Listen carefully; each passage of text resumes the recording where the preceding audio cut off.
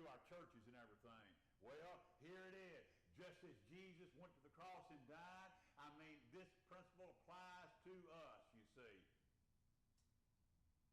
In other words, Jesus is saying this: there's going to be many that lose their lives in service and witness for him. And you read that here in the New Testament. You read how the New Testament followers of Jesus, they died a martyr's death. I mean, some of them were hung on a cross upside down. Some of them were beheaded. You remember the one that was beheaded, don't you? Who was it? Bring to me. I want the head of who? John. Bring me the head of John on a platter. And guess what happened? Got what they wanted, didn't they? So you see here, we need to have this mentality. Look, people, Jesus is serious about this. He is very serious about this serving one another. He is very serious about having us this attitude that, look, not only does this kernel of wheat, kernel of dying, bringing forth much fruit apply to him, it applies to us too. He's very serious about it. You see there in verse 38? Go back to Matthew chapter 10. Let me give you the right book. Matthew chapter 10, verse 38.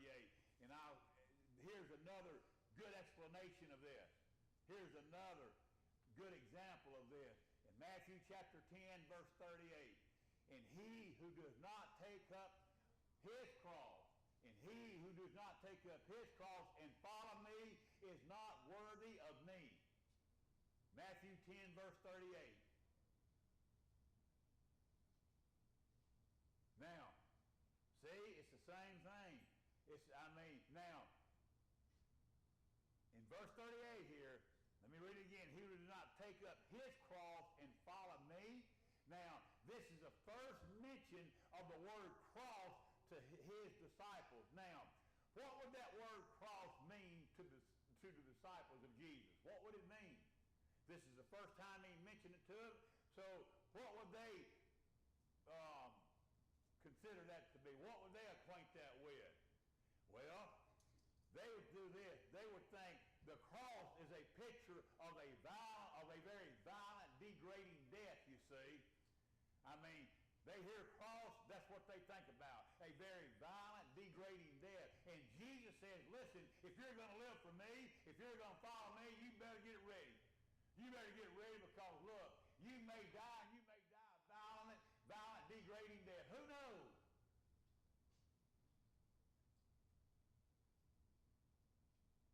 Who knows what you're faced with, that somebody may get you in that position. Would you be willing to die in such a violent, degrading death? Maybe not on the cross, but maybe by other means, by denouncing your faith in Jesus, by doing anything like that. Would you be willing? That's what he says here. If you don't take up your cross, he who does not take his cross and follow after me is not worthy of me. Now, you look at the next part of that verse right there. He who has found his life will lose it, and who has lost his life for my sake will find it. You know what Jesus is saying right here? He is telling his disciples this. Listen. He was demanding total commitment from them. Hear me. Total commitment. That's what he was saying to them. I want you to be committed to me totally. I want every inch of you committed to me totally. I want every nerve, fiber in your heart, soul, mind, and body. I want it committed to me totally, you see. And that's what he was demanding from them. Even unto a physical death. You be committed. Man. Well, what does it say right here in verse 39? Well, it says this.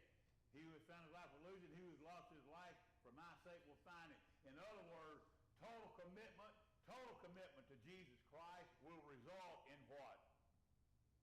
Eternal life. People, Jesus is not in the business. He's not in the business with half-hearted people. You can forget that. He's not in that kind of business. You can't decide one day that you're going to be whatever. You got to wake up every day and you got to say, well, you know what? I need to be fully committed to the Lord Jesus Christ this day. Now, will you? No. But it doesn't mean that you don't set the standard high. You set a very high standard. Every one of us need to set that standard very high and say, you know what? My standard is this. My standard is being totally committed to Jesus Christ. I'm not going to let anybody, derail me or get in my way. I'm going to be totally committed to him.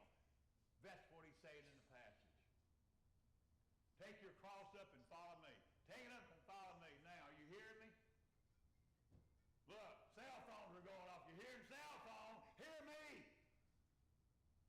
Cell phones ain't going to save you.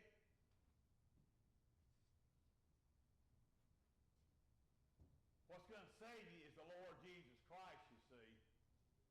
That's what's going to save you.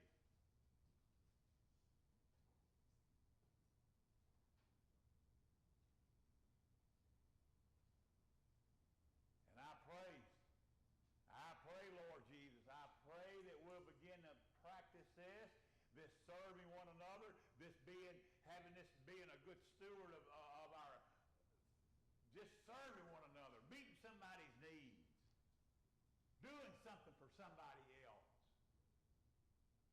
Okay? Man, I'm going to be watching you today. I watch everybody that leaves that parking lot. I do. I watch everybody that leaves there. I'm going to be looking for you, man. And look, hitting the door lock doesn't count. Okay? Hitting the button where the car turns on and the air's running doesn't count. Go to the door. Open it up. Be a servant. Do somebody a service. All right? Start it today. Start practicing, men. Start practicing this servanthood mentality.